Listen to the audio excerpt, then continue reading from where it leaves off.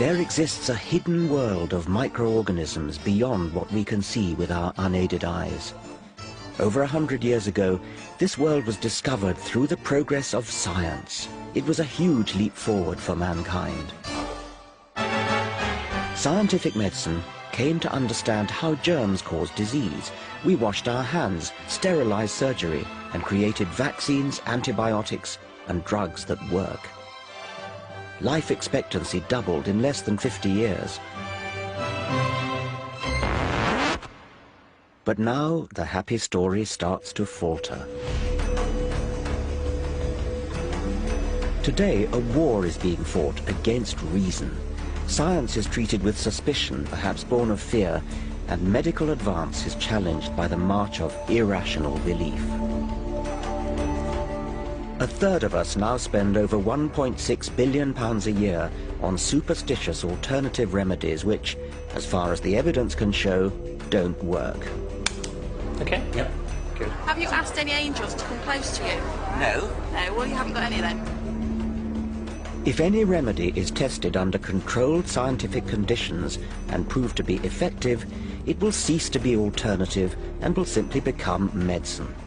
So-called alternative medicine either hasn't been tested or it has failed its tests. There wasn't a control, it was just an outcome. It was just a pilot study. So that's not really a proper trial. And some alternatives are funded by us taxpayers, even though their unproven claims question the known laws of physics. You might think I'm gulling the patient. I don't claim that it's much more than a hypothesis. What I do say is that I have quite considerable evidence that homeopathy does work, and I'm sure that it's safe. Today, while we indulge unproven healing magic, tried and tested scientific medicine is under attack. In this program, I want to look at how health has become a battleground between reason and superstition.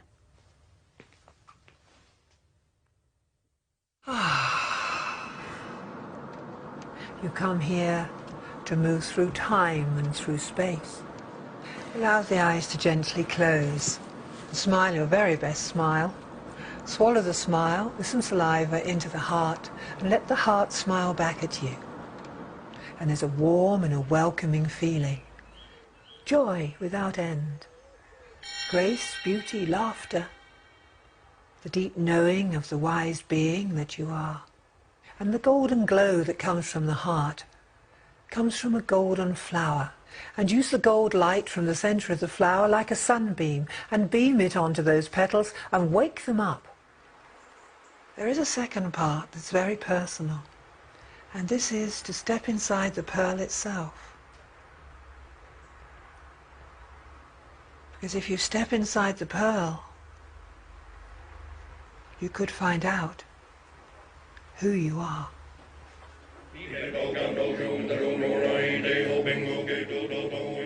Elisis Livingston is a professional faith healer. She runs the Shambhala retreat in Glastonbury. For £140 a day, she treats patients, including those with terminal cancer, with a mix of meditation, spiritual healing, and the playing of recorded chants.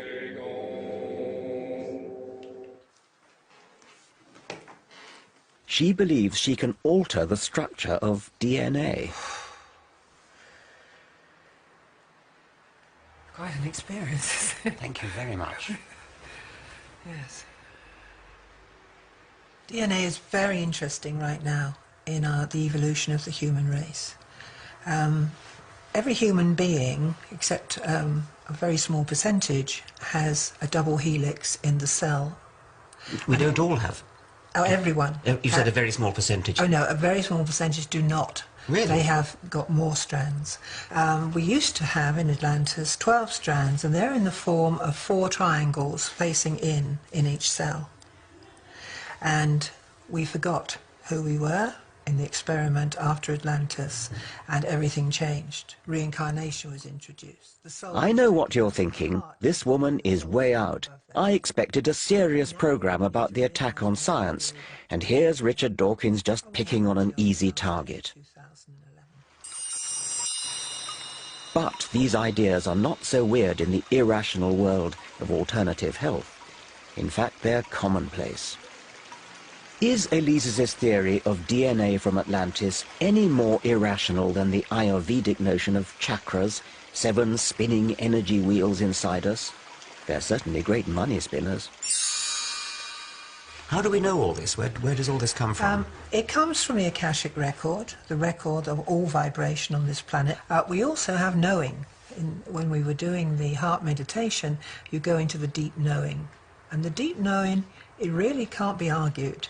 What you know, I know that you realise this, of course, you know. Well, I know that DNA is a double helix, but that's only been known since 1953. So how is her evidence, the knowing of this Akashic record, any worse than the evidence for homeopathic claims that the more you dilute an active ingredient, the more effective it becomes? Both depend on faith. For all things and all activations of spirit.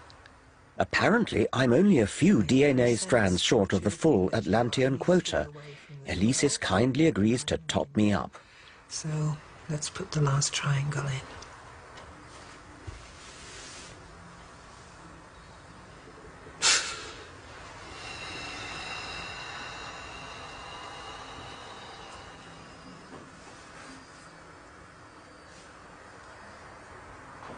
And it's done. Let me know in 6 months how you're feeling. I'll wait and see if I get any yes, any effects. Yes.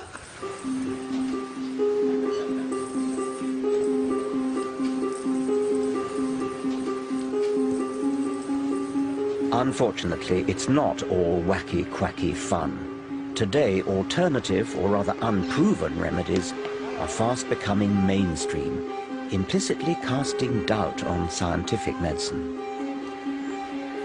Surveys reveal that 1/3 of us spend an incredible £1.6 billion a year on the kind of therapeutic stabs in the dark touted here in Glastonbury. It's mostly angels.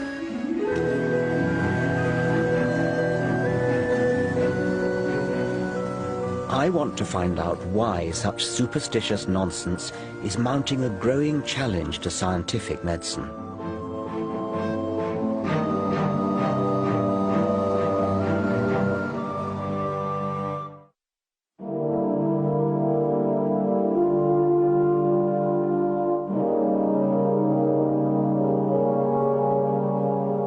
Once, society exalted scientists as heroes. Their insights fueled tangible progress, from clean water to networked computing, self-evident benefits that we now take for granted. Yet, as science has moved on, it's become more complex and difficult to grasp. It's easier to portray scientists as the people who bring us Frankenstein food, pollute the environment, or conduct sinister experiments on defenseless little animals.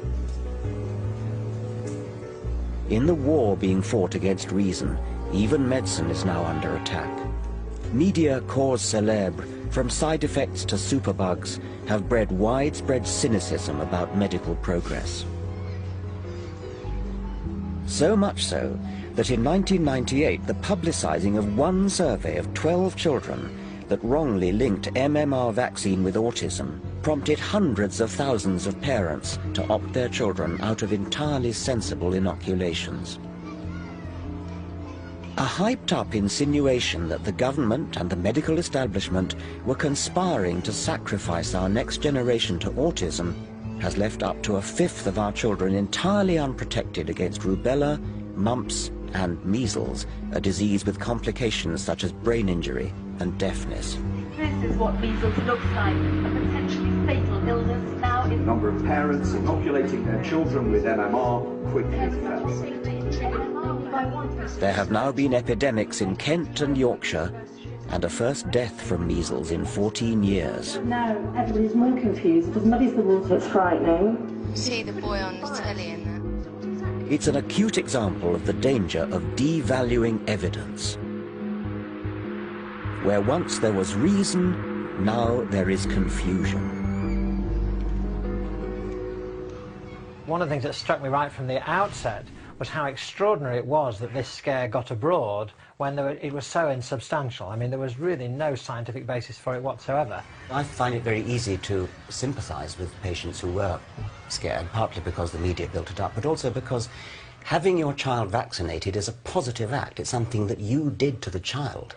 And so somehow that's more scary than a sin of omission. Very much, and I think that's even more the case these days when people are much less familiar with the diseases against which their children have been protected by immunisation. You know, it's a generation or two since people had much experience of measles and mumps and rubella on any significant scale. And so when somebody comes along and says, well, you know, this immunisation may cause some other problem, then they're more likely to be susceptible to that. Why do you think that sort of thing happens in our society today?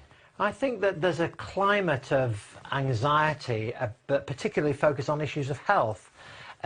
Generally, people feel, I think, more isolated, more atomised, more individuated perhaps than they did before, and these anxieties and concerns often focus on their health.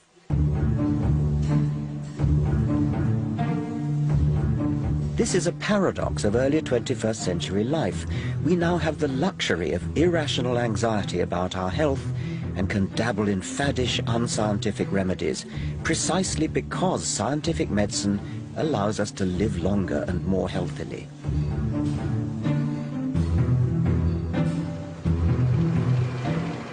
Our fears are fed by newspapers, which wildly exaggerate the risks of scientific medicine and meanwhile churn out acres of positive coverage of alternative therapies. In any other field, politics say, or the next move on interest rates, journalists would ask hard questions and demand answers.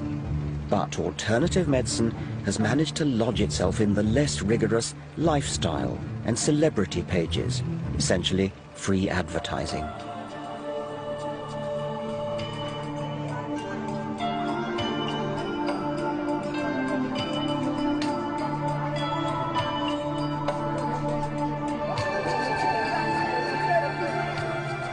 It's little wonder that alternative health fairs like this are flourishing across the country.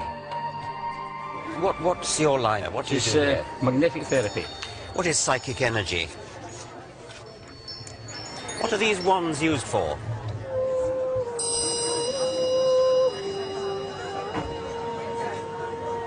People may come here with real health problems, but what do they get?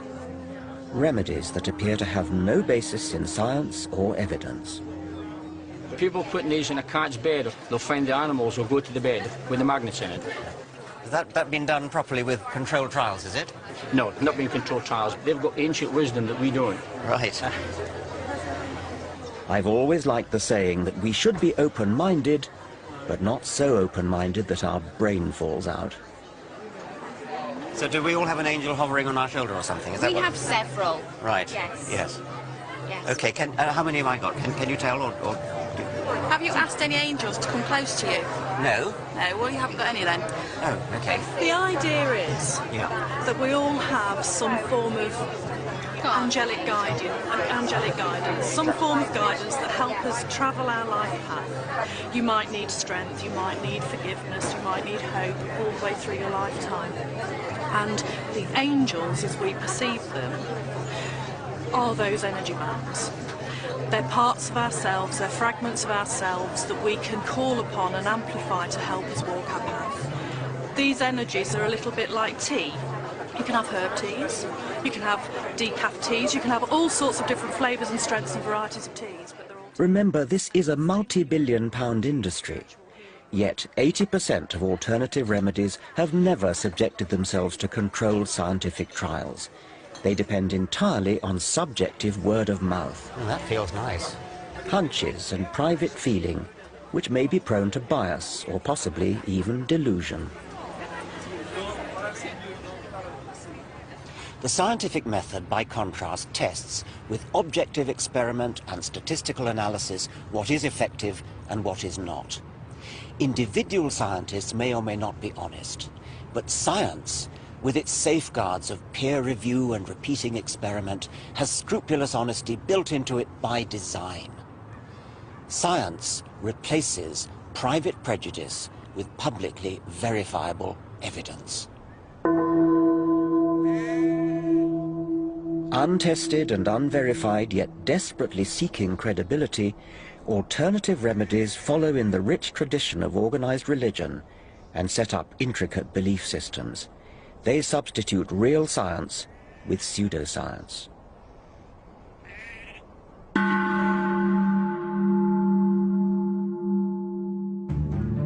Face up or face down? You face up and you sit here. Now just guide your head so you don't bump. This matters because in the process they deny fact and misuse science. But isn't that pointing up? I just had to go there to check. In flaunting words like energy, vibration, vortex, they exploit and also distort some of science's great discoveries.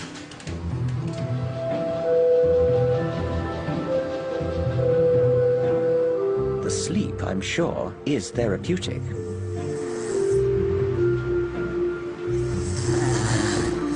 But how could these illuminated crystals be energizing my chakras as advertised? Manjia Samantha Lawton is a conventionally trained former GP who now speculates on the science behind alternative fads. She asserts that chakras in our bodies are something like black holes. Yes, as in the big ones that suck in everything in space.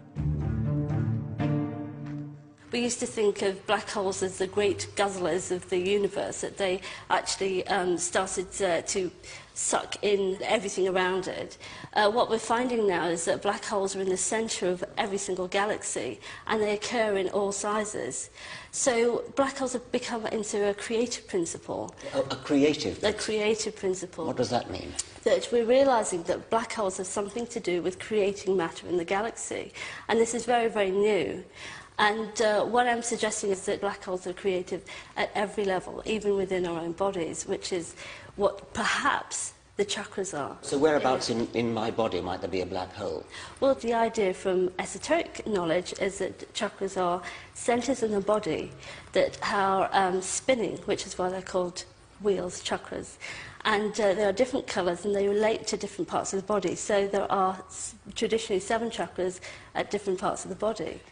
The universe is a deeply mysterious place and a deeply wonderful place, and scientists have always been struggling to understand it. Don't you feel that there's enough real mystery to investigate without importing what sounds to me horribly like mumbo-jumbo? Yes, I can understand that you think it's mumbo-jumbo, but there's plenty of people who are now getting interested in these topics. They are part of our universe. Okay, well, they're certainly part of the they universe. They are part of the universe. Whether what they do has any value, I mean. That's up to you. Well, it's not really up to me. It's up to science, and it's up to evidence. It's up to science. What worries me is the beguiling misuse of scientific language to prop up entirely unscientific belief systems. In the Middle Ages, healers would conjure up evil spirits or magical spells. Now, in the 21st century, it seems they turn to black holes and, above all, quantum physics.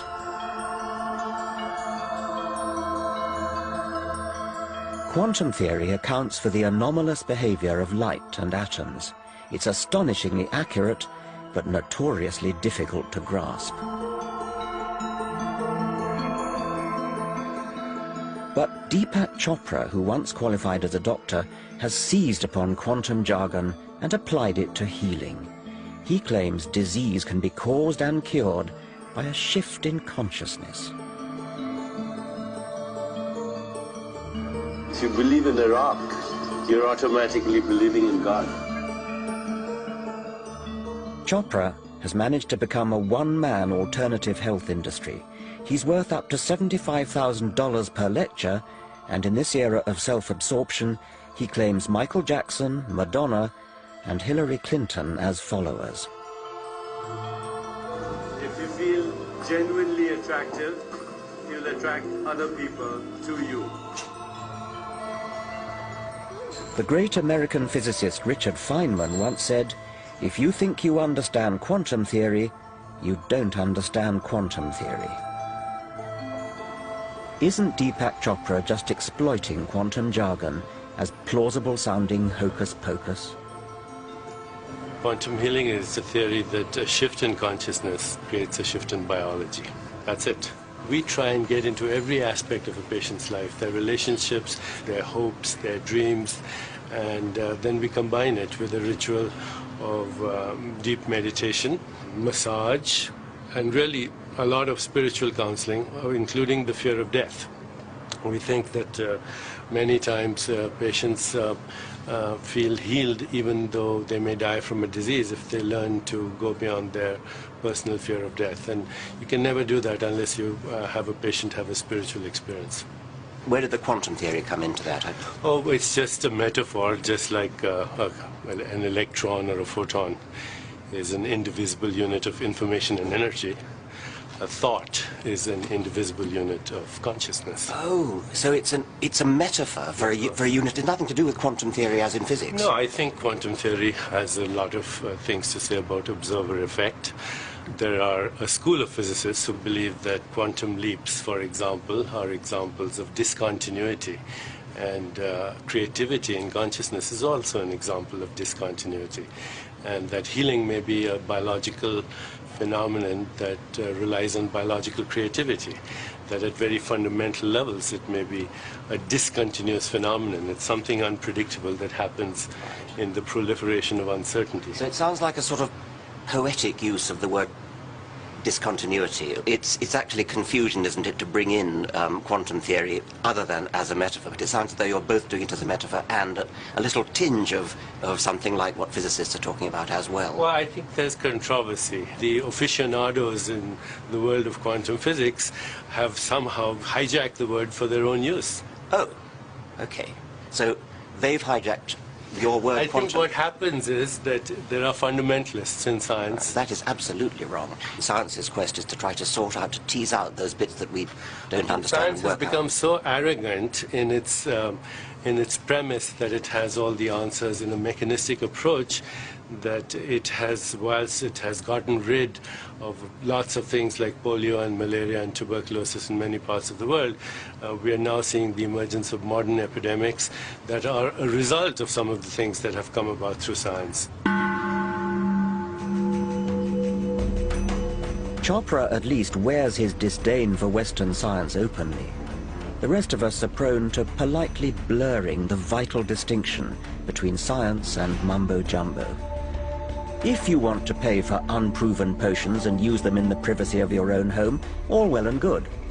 But such is the power of the alternative medical lobby that one seemingly bizarre remedy has become embedded in our National Health Service. Now I want to find out why we're all paying tax to fund other people's gullibility. I agree there is a plausibility problem, and I pinch myself from time to time. I quite regularly pinch myself. Is this really happening?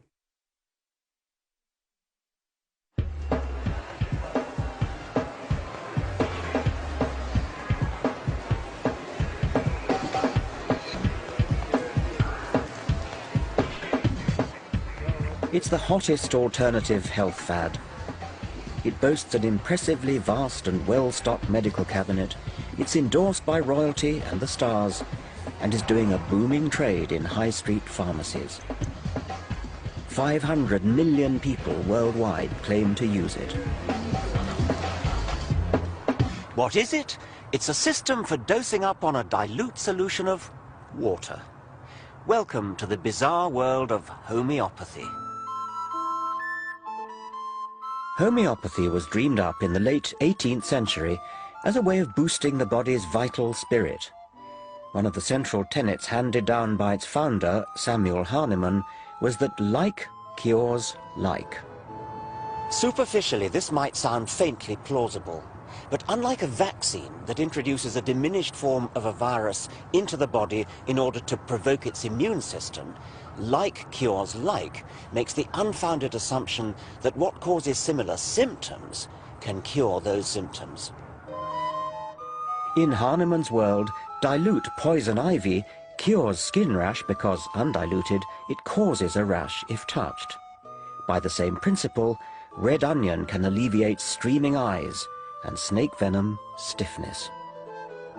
But amazingly, homeopathy gets even stranger still. Homeopaths claim that the more you dilute an active ingredient in water, the stronger medicine it becomes. Most homeopathic remedies are marked 30C. What does that mean? It means 1 part medicine to 100 to the power of 30 parts water. How much? A drop in a fish tank? No? A fish tank is nowhere near big enough.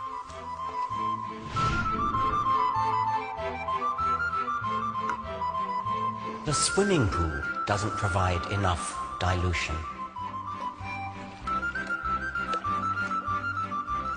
Not even a lake. What about a drop in the ocean?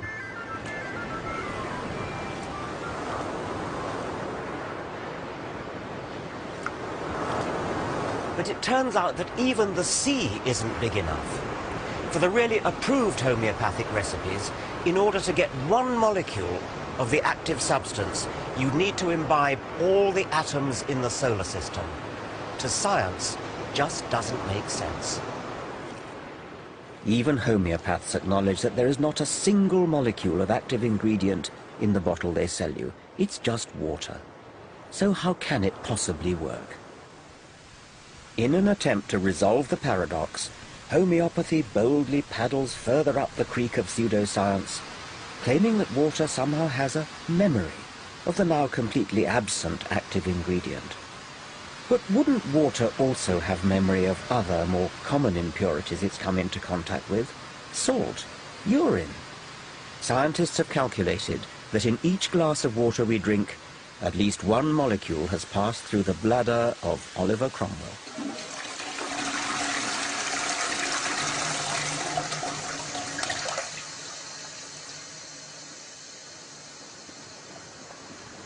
Incredibly, you and I are paying for this unproven industry through our taxes.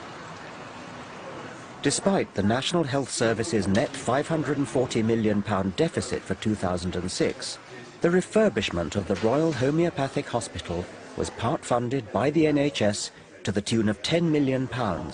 That's equivalent to 500 nurses' salaries. Right here on the floor, here's a point to illustrate. Wooden floors, very unusual in a modern healthcare facility. This hospital was only completed 18 months ago. So this is our main clinical area. The homeopathic profession is unregulated by government. You can call yourself a homeopath without any qualification, training, or even insurance. After all you're doing is dishing out water solution. But Peter Fisher, clinical director of the hospital, is a medically trained rheumatologist. I see Prince Charles over there. Yep. Oh, yes, great friend of ours. These are the homeopathic medicines that are in daily use. This is one, for instance, it has quite a strong evidence base, rust, which is poison ivy. Right, okay. I want to know how someone highly qualified in real medicine can make such a leap of faith. I agree there is a plausibility problem, and I pinch myself from time to time. I quite regularly pinch myself. Is this really happening? The fact is I couldn't stop what I do now, even if I wanted to. My patients wouldn't let me. They say it helped. So how are things? Well, very much better since we last saw you. I've virtually no pain at all. If I'm aware of the symptoms are going to start again, I start taking it again, and I can feel the improvement, and then I go back to it until I need it again, Good. Oh, well, that's pretty straightforward. We just bash on the same, don't we? Yeah.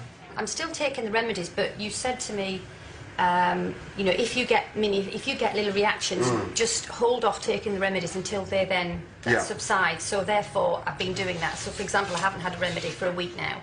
And last time we met, you said you were getting a bit of an emotional sort of upset the day after you took the medicine. It was the day after I took the medicine. I was impressed by the amount of time and care Peter Fisher devotes to each patient, far more than an ordinary doctor. But in terms of the treatment, I would be, reluctant to make a big change. I think this is the right stuff, and we may need to fiddle around with it. Like a GP, Peter Fisher prescribes medicine. But in this case, the medicine is a bit of a surprise. Thank you very much. Good. Common salt, natrium muriatic and sodium chloride, again in an ultramolecular dilution.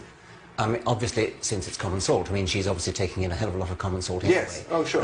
How does the 1 Well, the truth is nobody knows. I don't know, nor does anybody else. Yeah. You know, the question is, do you think that because we don't know and because it seems implausible, it can't work? And that may be where you and I differ. Actually, the most recent problem was your skin, wasn't it? That's right, yeah, my hands, they've cleared up quite well.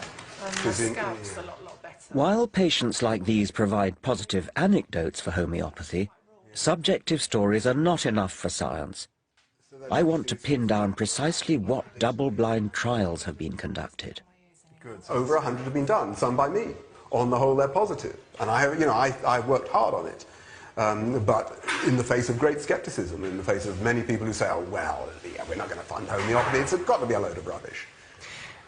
Why do you think they say that if there really are controlled trials which show... Well, I think you're much better placed to comment on it because you're the sort of person who says that. Well, because I have read studies which have sort of meta-analyses and things which suggest that, yes, occasionally there's a slight suggestion of something, maybe a slight suggestion there, but if you take all the studies that have been done, it doesn't add up in the way that... Well, I don't agree with that at all. Now, if a double-blind controlled trial really does show that it works, then that suggests we're dealing with an entirely new force of physics, something unknown to science. Well, I think there's a slight exaggeration. I mean, there are various hypotheses. Remarkably, nobody knows what the structure of liquid water is. So there is room, you know, for a phenomenon analogous to, I'm not saying the same, but analogous to the storage of information by a magnetic medium, by a floppy disk or a videotape. Yes. If I were a doctor doing what you do and was convinced that it really worked, I would drop everything and really try to demonstrate it and win the Nobel Prize for Physics, and it would be an astonishing, totally astonishing finding. That's, to be honest, one of the main reasons I got into it. Plain ambition got me into it in the first place. But I agree, it would be nice to see, you know, a really serious program of research done on it. Well, you're saying it has been done, and... Well, no, I'm saying that quite a lot of research has been done. I don't claim it's conclusive. Well, why not? I mean, it sounds as though... Well, because it's very diffuse. And of course, it does depend what question you're asking. You know, are you saying, does it benefit people? Do people feel better? And I think actually there's no doubt about that, that people who go to homeopathic hospitals who have homeopathic treatment do feel better. But of course, you will say that's all because you're nice to them. This is all rather contradictory, so let's be clear about the latest evidence. In 2005, the medical journal The Lancet surveyed all the meta-analyses, the analyses of the analyses, and failed to find any reliable effect of homeopathy. Tellingly, for me, in the bigger trials, less prone to chance anomalies, homeopathy was more likely to show zero demonstrable effect.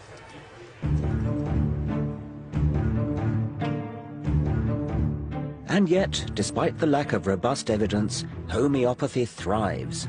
Many clinicians look on in horror at the unlevel playing field of trials and evidence for medical licensing. In 2004, American trials seemed to show that the drug Herceptin could halve the death rate for a particularly virulent form of breast cancer. This was a major breakthrough. Patients understandably clamored for the new drug, but unlike in the world of homeopathy, the claims of scientific medicine are tested rigorously, and that takes time. Accordingly, the license was delayed.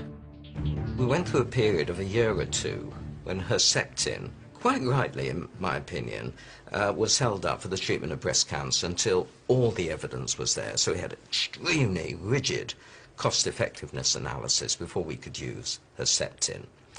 And, okay, there was a short passage of time when it seemed unfair. But you compare that when actually lives are lost, because we're talking about life-threatening disease with drugs which actually save lives, to the way that ineffective, irrational remedies are just being nodded through. I mean, it makes you weep.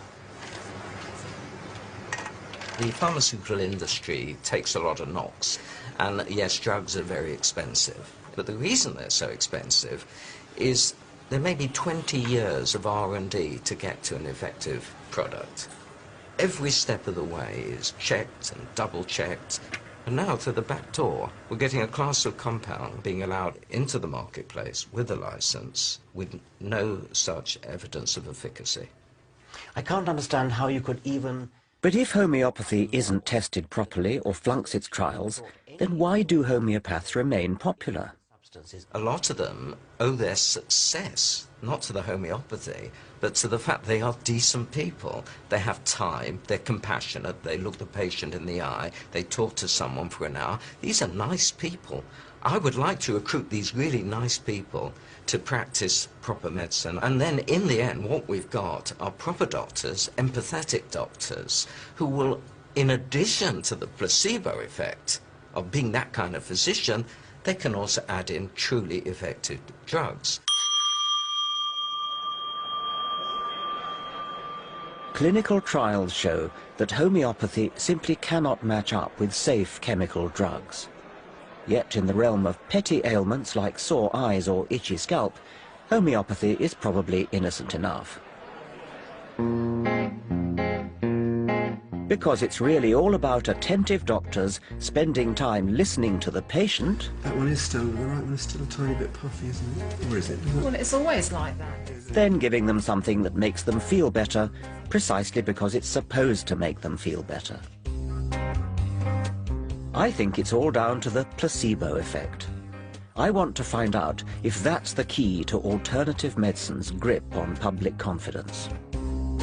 I would disagree with you that I think something is being done. And why are we so good at placebo and the orthodox medicine is not? Well, they're pretty good at it too.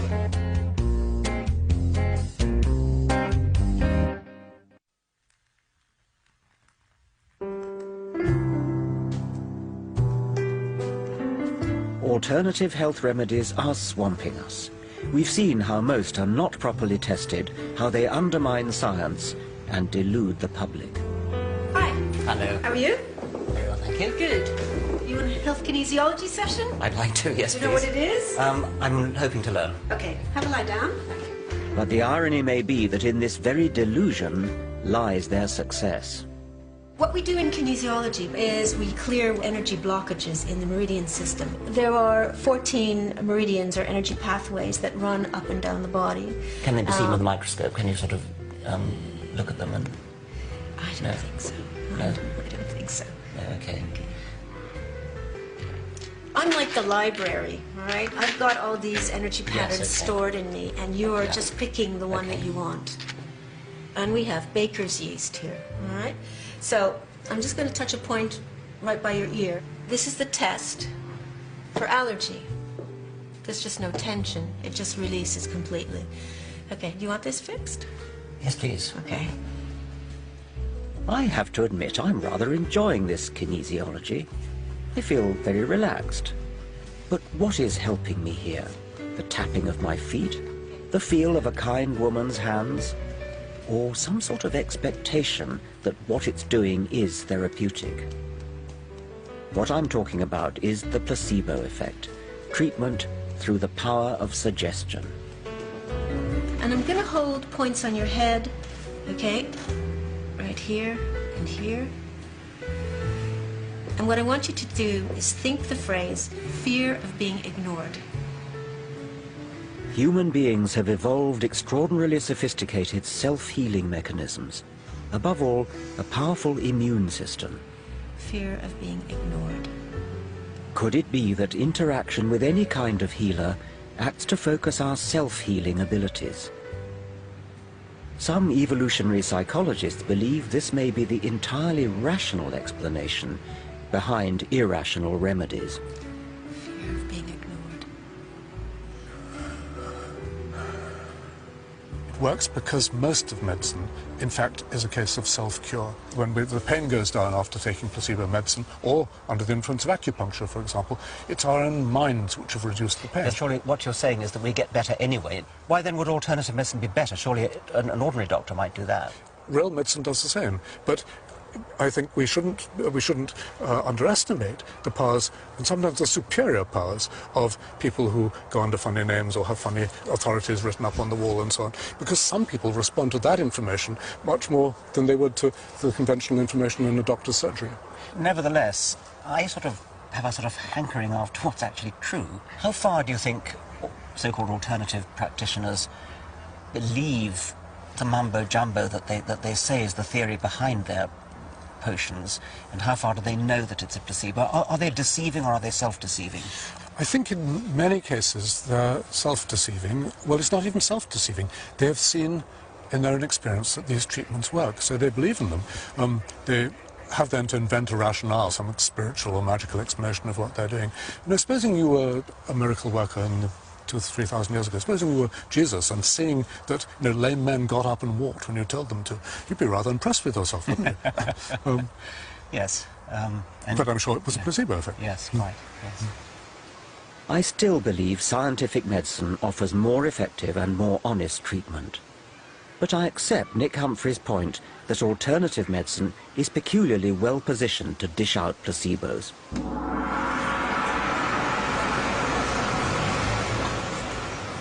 In the 24/7 globalized rat race of the 21st century, people are yearning for time out. Visiting an alternative healer provides an hour for unwinding and contemplation.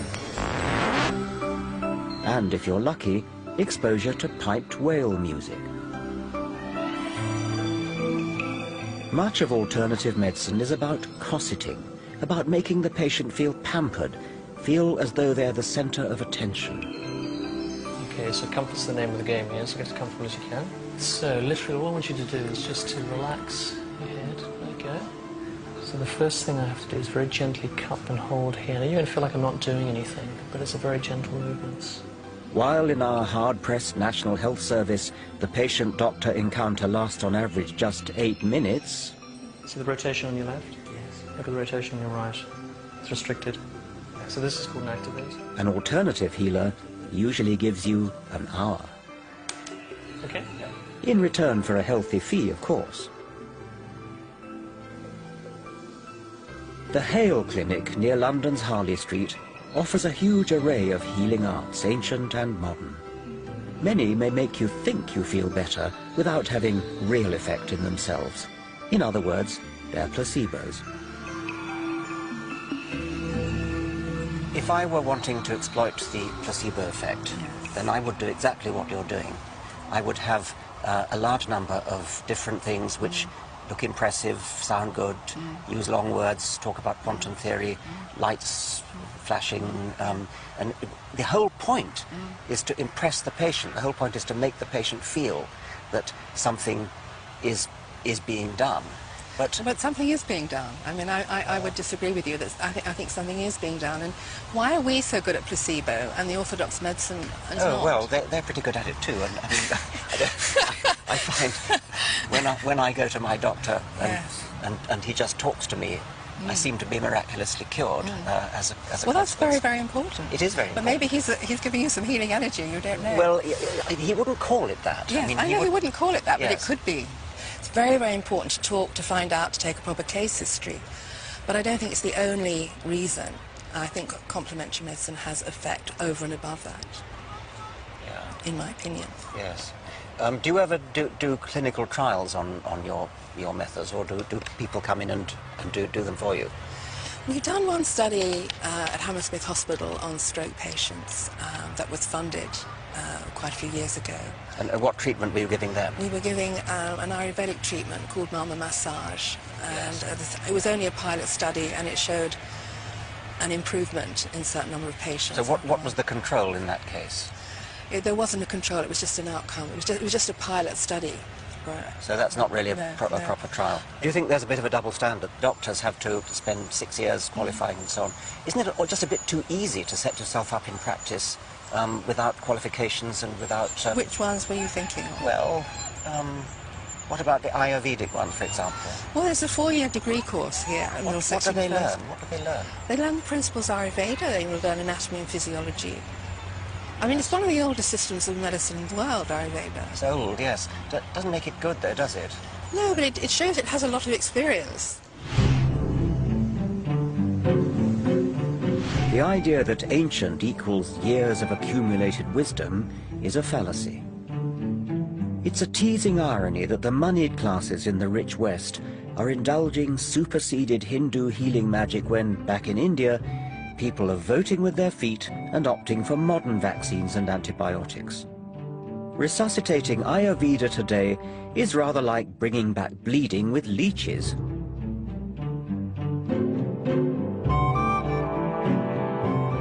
In medicine, ancient also means developed before we understood the causes of disease, before germ theory. It was based on ignorance then, and age makes it no truer. We misguidedly look back to a golden age that never was. Ours is the golden age of safe, tested medicine, effective beyond placebo, in which we've cut infant mortality and conquered diseases, then forgotten they existed. Let's hear it for Western scientific medicine. In the 20th and 21st centuries, we've all but eliminated terrible diseases like polio, completely eradicated smallpox by a worldwide program of vaccination. Antibiotics, well, I wouldn't be here but for antibiotics, and I guess there's a good chance that you wouldn't be either. Blood transfusions, magnificent surgery, all these things are given to us by scientific principles, scientifically trained doctors. All the methods are properly tested and retested. None of that could be said for so-called alternative medicine.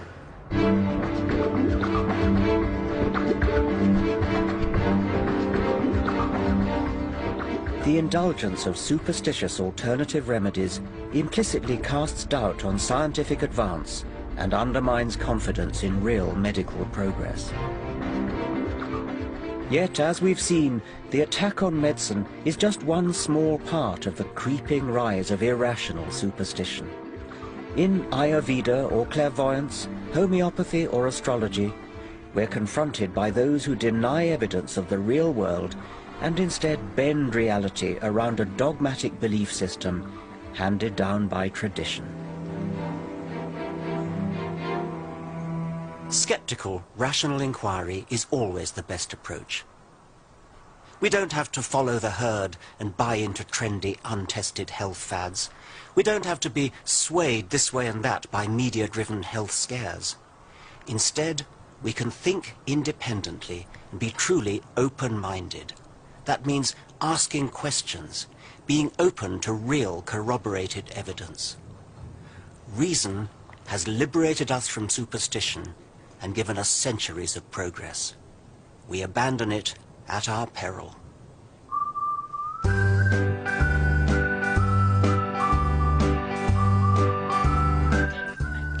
Well, if you missed any of tonight's Enemies of Reason, see it again on our new Channel 4+1 service, starting in a couple of minutes. Next up, Channel 4 meets people who amazingly have lived across 3 centuries, the oldest people in the world.